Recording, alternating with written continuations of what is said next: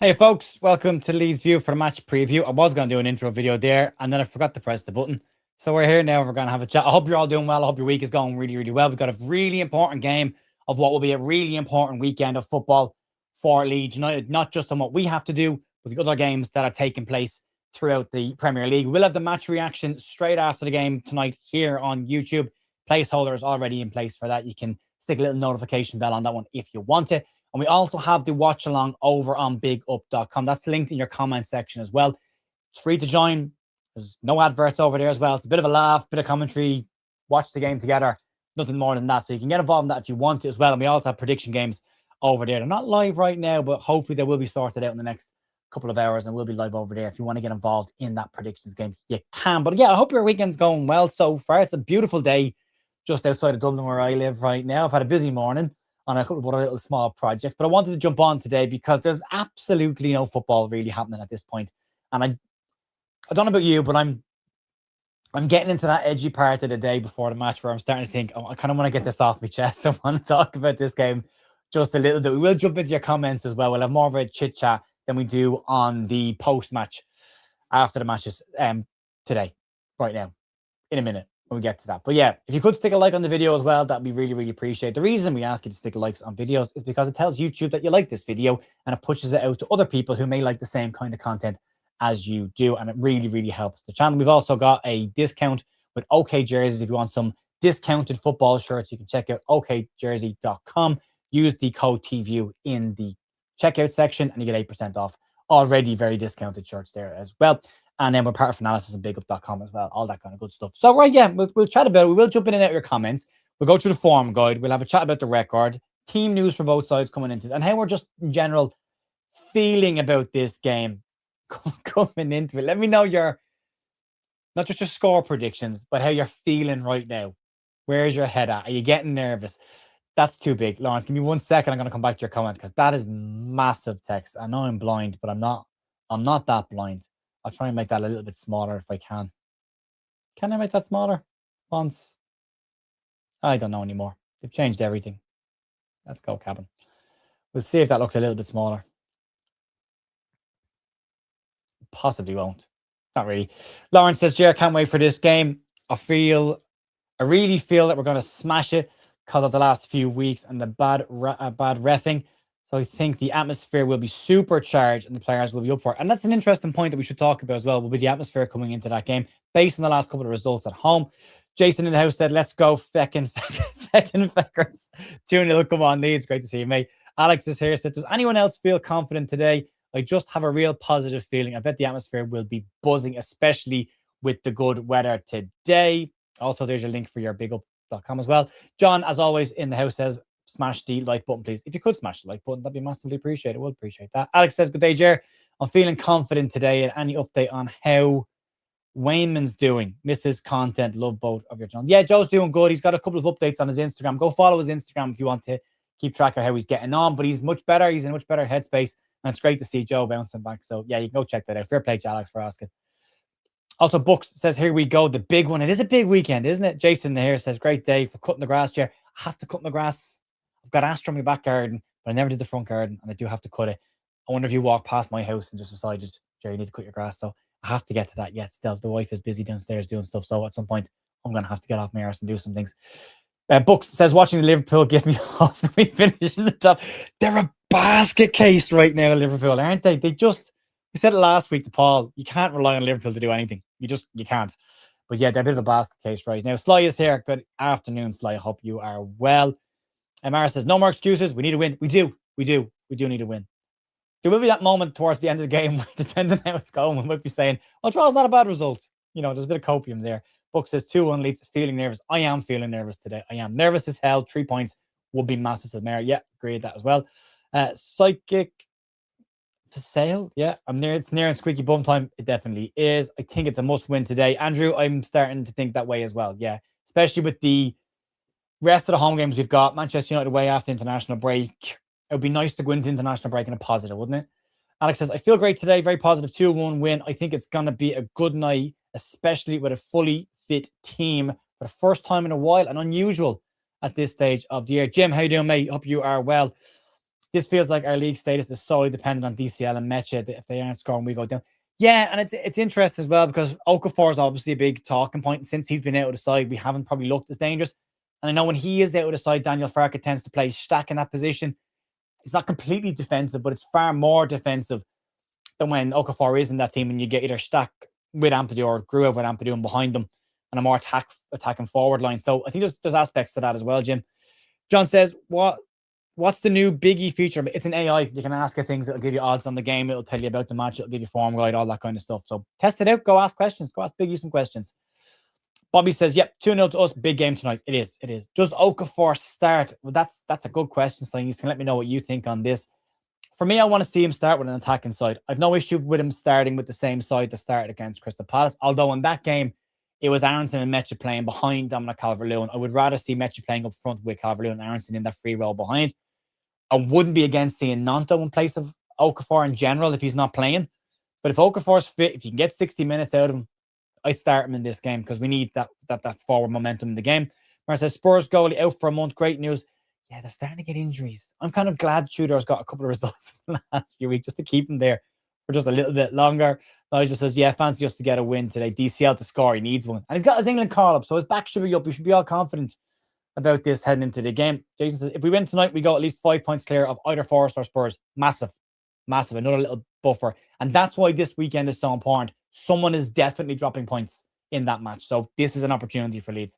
Michael Brown says Leeds United can put pressure on Spurs, Forest and West Ham as Leeds United play before the others and can put a marker down on these teams below them. Can't afford to drop points on Leeds. They can't. No.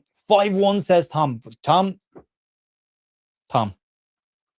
you want to wind it back a little bit? Or do you actually think it's 5-1? I love it, but I don't know. Defend by attacking tonight. That's it, John. Attack is the best form of defense for this Leeds side. For me, Andrew says we need a more attacking midfield, not defensive midfield. At home, you got to go for it. And we're at that point of the season now where we need 9 points, 7 to 9 points. Go for it.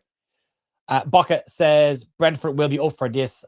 Will Liverpool lose? And yes, they will. They'll have their eyes on potentially sneaking into Europe. You're getting PMT post-match, pre-match tension. I am. Not afraid to admit it. I am. We'll get into some stats in a second. Michael says, Jer, with Forest going through in Europa League and Spurs winning their Champions League match, do you think they will go on some kind? No, I don't. The European form hasn't really followed into the Premier League. So, yeah, not overly worried about that one. Thomas says, no, they're going. No, they're not going to score. No goals. Well, 5-0 then. Yeah. My starting lineup. We're jumping the gun here. My starting lineup, Darlow in goal, Bogle right back, Justin left back, Rodon, Bial, Strauch, Ampadu, Stack. I'd like Aronson in front of them and Mecha and DCL. I also think Brendan Aronson, by the way, is going off the boil a little bit because of that midfield setup and that we're not playing as direct. We're going back to a more possession-heavy style of football, which I think we need to move away from again and start being more direct. I know Daniel Farke doesn't like it. I'm not a big fan of direct football either, but it's needs most. And right now, I think it gets the best out of this side. So it needs to be quick, whatever way we do it. It needs to be quick. And then DCL and Mecha together up front. I'd like to see that. I know he has reasons why he doesn't like to play Mecha and DCL. And to be fair to him, I think they're very valid reasons as well. They're both similar. They both offer the same kind of thing. You want to have one to replace the other. You might want a bit of backup in case there's a niggle or an injury. You don't want both of them getting injured. So I do understand that, but I really want Leeds to go for this tonight. And I think if we attack this the way we attacked Manchester City, the way we attacked Chelsea at home, Newcastle away even, I think there's a real opportunity for us to win this game. First half against West Ham as well. Everyone knows my feelings on Leeds sitting back in the second half. But if we just attack this game, I really do think we can get a result here as well. Yorkshire P says, if we win tonight, we stay up. And I don't disagree. I think depending on how the weekend wraps up in total, we'll dictate that. I wouldn't be against Spurs and Forest drawn with each other, but I'd like a win tonight. A hat-trick for +1 for DCL. John says, who are Brentford's nylons missing injured? Missing a couple. We'll get into that in a couple of seconds. And then Marcelo says, let's put pressure on the teams below us. Let the players of Spurs, Forest, and Hammers have sleepless nights. Yeah, again, there was a really good point made about this during the week about West Ham as well in this situation. That you look how good West Ham have been over the last 6-7 games and how much they've been fighting to try and claw every back in. And they got a point against Man City. And then you come out of that weekend and you look at the league table and you're exactly the same position you were. And that's got to be a little bit disheartening at some point. So I think there's something in that. Form guide wise, let's get into some detail, right? Form guide wise, come into the last 5 games, Leeds have got 3 draws and 2 losses in our last 5, which is not ideal. Brentford, 3 draws, 1 loss, 1 win. So they're not exactly in flying form. A lot of draws between both sides. Fingers crossed we don't get a draw tonight. The Leeds home record and the Brentford away records are worth having a look at. Leeds home record in the last, we played 15, won 6, drawn 4, lost 5. We've scored 22 and conceded 20. So we're a plus goal difference at home. The 3 losses that we've had in our last 5 games came against Man City, Arsenal, and Sunderland. Sunderland is the outlier and the one that hurts. You look at that, if you take those 3 defeats out of the 5 we've lost at home, 2 of them against Man City and Arsenal. You'd kind of expect that a little bit as a newly promoted side. So that doesn't bother you too much, but you want to see a reaction to that Sunderland game. We've had some positive enough results since that game, but you really do want to see a home performance. I was at the Sunderland game. I was in the cup. It was an incredibly frustrating night, and it was a tippy-tappy, slow football night. And I don't want to see that from Leeds tonight. We need to be on the front foot. And I know Farke is slightly worried about the potential counter-attacking possibilities that they bring to the game. If you look at Brentford's away record, they've played 15, won 6, drawn 1, lost 8. So they don't draw a huge amount of games on the road. They are there to be beaten. They've lost more away than they've won. They scored 20. They've conceded 25. So you can get at them and you can score goals against them. And the interesting part of this is there's 3 wins. They've got 3 wins, 1 loss, and 1 draw in the last 5, right? The games that they've won away from home in the last 5 came against Burnley 4-3, Newcastle 3-2, and Aston Villa 1-0. So not a huge amount of goals at Villa Park. We possibly could have got the same result in that game as well, only for, I'm still going to say it, a pretty fluky goal by Tammy Abrahams off his knee into the top corner. Outside of that, we pushed Newcastle away as much as they did. Now, the last injury time was a problem for us, but Newcastle still scored goals against them, and Burnley scored goals against them as well, and Burnley in the relegation zone. So they can be got at. They can concede goals. We can create chances. We know when this side is pushing forward, we can create chances. Daniel Farke said this week that we need to be more clinical now with the chances we're creating. And you take that and you apply that to the first part of the season, where the starting part of the season, where the conversation was we weren't creating enough chances. Now we are. We're just not taking them. Even that first half against Crystal Palace, as bad a game as it was to watch, you had the penalty. Aronson had a chance. There was that header that nearly went over the line from Bial. Calvert-Lewin had a header as well. So there were chances in that first half. Got to take them tonight. And I think the delivery for Dominic Calvert-Lewin tonight for me has to be much higher up the park. There needs to be balls coming in from the wide areas. I wouldn't be against Dan James either, just pullbacks. But what I would love to see Daniel Farke do, and I don't think he'll do it, but what I would like to see him do is when it gets to the 60, 65th minute, change the front 3. If you have to leave DCL there, fine. Aronson, Meche, or Aronson, Okafor can come out and bring on Nonto and Dan James. That gives you more speed, it gives you more directness, and it pushes you forward, and it gives people opportunities to run off of Dominic Calvert-Lewin. So the more direct balls that go up there, even if he doesn't get flick-ons, you can run beyond them and get on the end of them. So I'd like to see him do that more. And again, from a defensive perspective, having those 2 there stops the defenders coming forward. It pushes them back because you've got that out ball every single time for one of them to run into the channel. So for me, I think that would be Leeds United's best course of defense. But as I say, from form guide perspective, there's no reason why we can't go into this game against Brentford and get at them, try and get a win, and start early. But the tempo, and I know, I bang on about this all the time, the tempo is huge for this Leeds United side. If we move the ball quickly, we get into the channels quickly, and we get players in and around Dominic Calvert-Lewin, no reason why we can't get a strong result here tonight. Right. Gipton says 2-0 win for the boys tonight. The Pwig says, don't see how everyone is confident to beat Brentford at home when we couldn't even beat Sunderland at home. Yeah, but we have beaten other sides at home. If you're going to apply that logic, we did beat Chelsea at home. And I know Chelsea are weird right now as well, but we did beat Chelsea. I mean, look at them. Let's have a look at the teams we played at home on one, right? You can't just pick one game as an outlier and look at that. We narrowly lost to Man City at home. Then you go back to the other ones. Home games. Beat Nottingham Forest at home. Beat Fulham at home. Drew at Manchester United at home. Beat Crystal Palace at home. Drew at Liverpool at home. Beat Chelsea at home. Narrowly lost to Man City. And then we lost to Villa at home. Obviously, that was that really crappy patch. But we still beat West Ham there at home as well. So, like, we've won as many of those kind of games. Sunderland was just, I don't know. I'd like to think, I mean, again, if you go back to the statement during the week from the league, we should have had a penalty. You know, that didn't go our way. So we've had a bit of unluckiness, if that's a word, in the last couple of weeks with refereeing decisions. And hopefully, because a lot of that's public now, we'll start to see that swing back in our favour at some point. And Marcelo says, agree, 4-2-3-1. Yeah, but that's Daniel Farke's preferred. I think you go 3-4-2-1 or 3-4-1-2 is what I'd like to see. Or 3-4-3. Yeah, that as well. Gav says, DCL to get a goal today, his confidence will be up after the England call. Fingers crossed it will be. Alex says, I actually think DCL scores tonight. I think his England cap will boot. Everyone's along the same lines with this. Yeah, absolutely. Michael says, regarding Justin at left back, will he be as productive and able to get forward like Gabby, or will Daniel have to get Brendan to do more? I think you might have to get Brendan to do more of the work. James Justin has played more games at left back than right back, although he's an invert. And that might give you something different as well, where Gabby would normally go on the outside of Okafor. Maybe he comes on the inside now and leaves Okafor on the outside if Okafor starts. It's a slightly different approach to it as well, but that can put off a fullback as well. Fullback is expecting an overlap to go on the outside of him. He's not expecting him to cut inside from a fullback area. So you never know. John says, we haven't showed any fear this season. Keep it up. Yeah, absolutely. Yorkshire P says, win will see us safe. If Gruev starts, it'll be a long night. Now, I have made my opinion clear on Ilya Gruev. I like Ilya Gruev in certain positions in certain games. And I understand why Daniel Farke plays him, and I understand what he brings to those games. He's a very, very safe pair of hands as a defender. He recycled the ball very, very well. He keeps possession. You don't give away possession with Gruev in the team. But in these games, Leeds need to go for it. And in those kind of games, you want to see a Stack and Ampadu in there and more attacking players in front of them, or a Tanaka in there who can progress the ball more as well. But these are the ones for me where we need to park the defensive midfield and go for it a little bit and be a bit braver and be a bit bolder.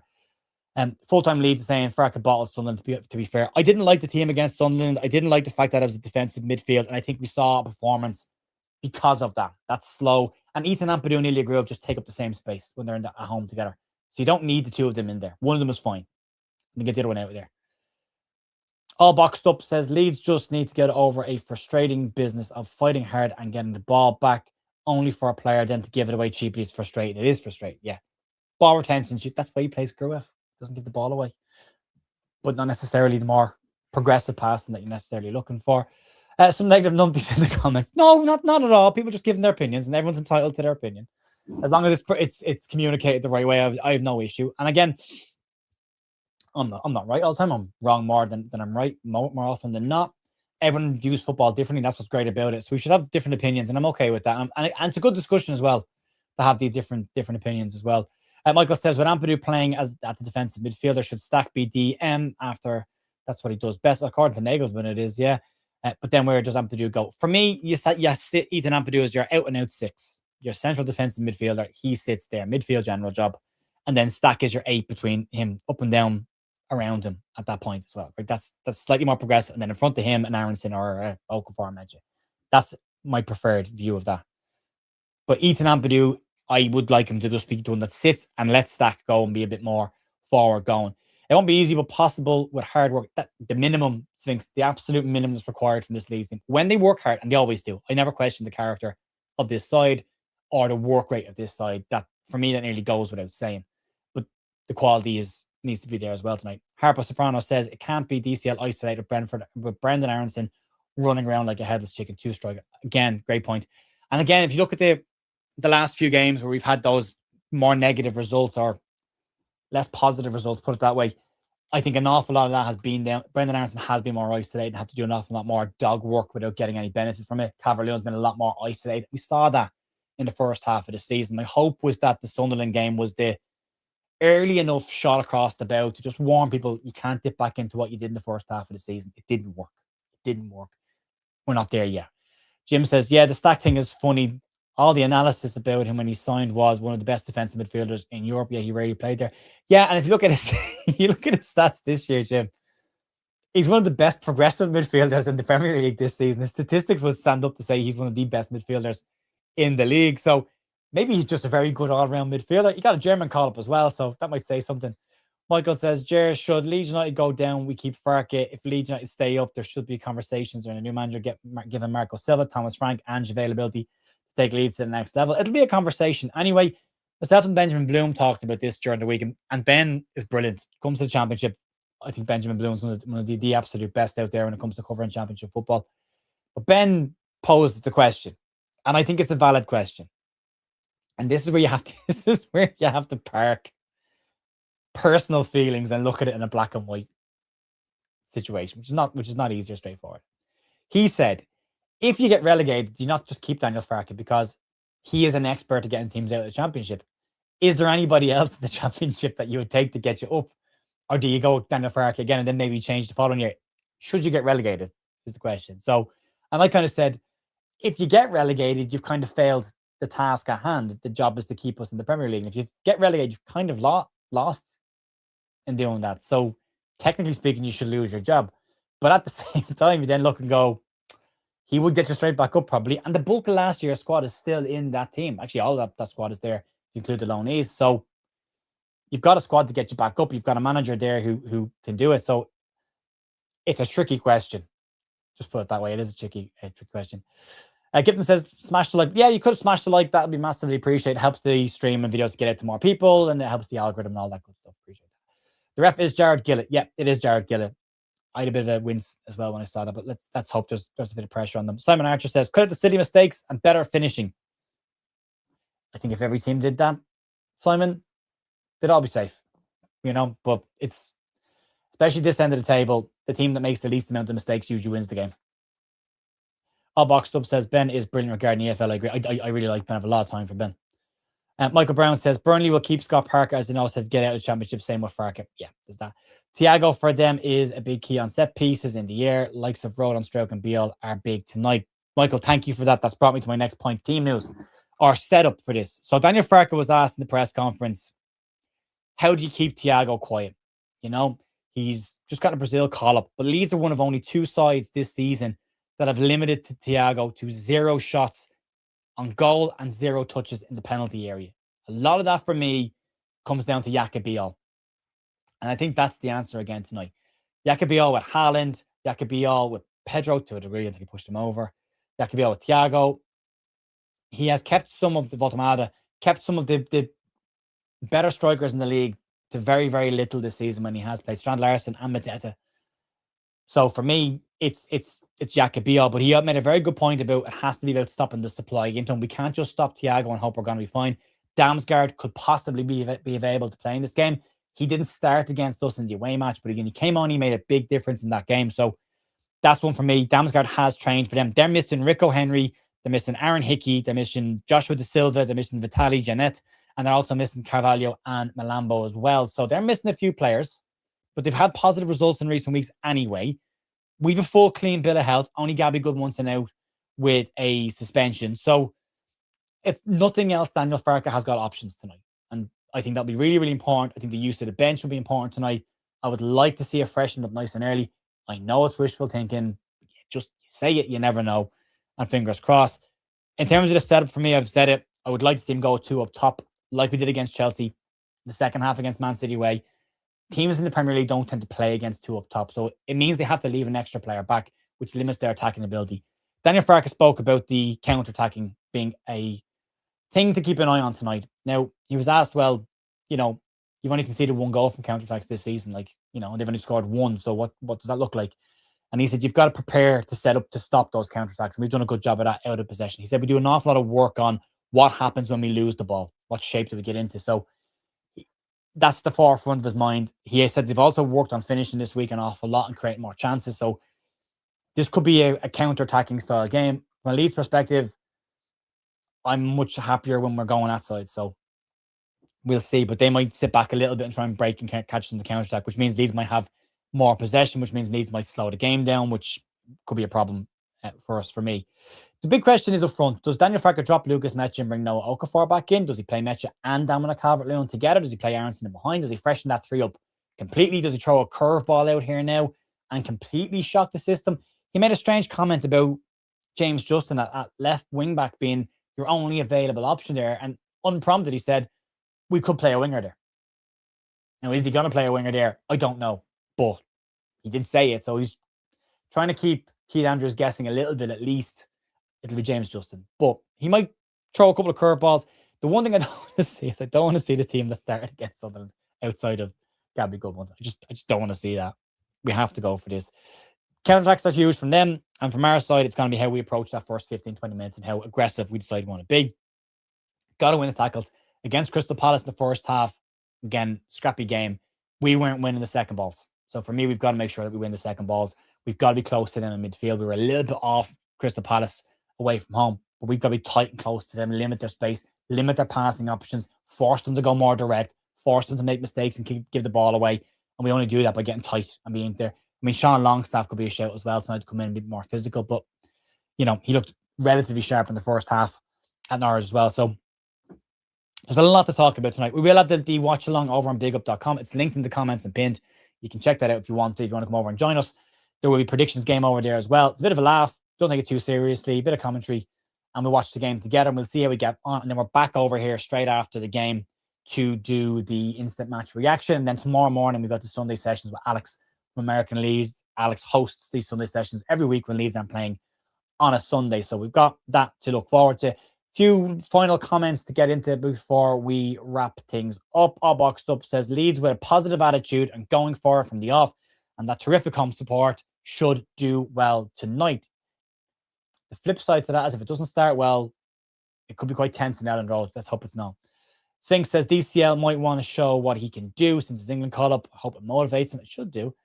Ben always seems like good people. He is. He's a really good bloke. Yeah, very, very good bloke. Gipton says, off now, lads, for a few points and some scram before the game. Get your money on 2-0. Okay, cheers, Gipton. Appreciate you, mate. Marcello says, will be Mecha. Daniel Farker doesn't like to bring players back in too quickly unless it's Amps at right back last season. Yeah, he loves getting Amps back in the side as quick as he can. Michael Gott says, do you think we'll see the Palace tactics tonight from Brentford dropping the... Yeah, I think if you want to stop Leeds, I think they might just sit back a little bit and try and soak up a bit of pressure. Yeah. Sean Healy, good afternoon, Sean. How you doing, pal? All right, Jer, we needed tonight, sorry, by hook or by whatever means necessary. Sean, I hope you're doing well, pal. Are you at the game tonight? Or are you still home? Andrew says, see you on the other side. See you, Andrew. Sean Healy's in the house. Yep, there you go. Danny, Sean. Danny, how are you as well, mate? Spink says, thanks, Jer. Fingers crossed for a win tonight. All right, Danny. There's Sean again. Right, we're going to wrap it up there. Massive thanks for joining us today. I did want to jump on just to have a chat because I'm just feeling a bit nervous and edgy about the game tonight. I wanted to have a chat about it. And there's no football on, so why not? Go enjoy the rest of your day. I might see you over on bigup.com at 7:30 tonight if you want to join us there. And then after the game, 10 o'clock-ish, over on YouTube for the instant match reaction. Fingers crossed we've got something positive to talk about. Enjoy the rest of your day. If you could stick a like on the video on your way out the door, that would be massively appreciated. And I will see you later on. Thanks for joining me. See you later. Bye.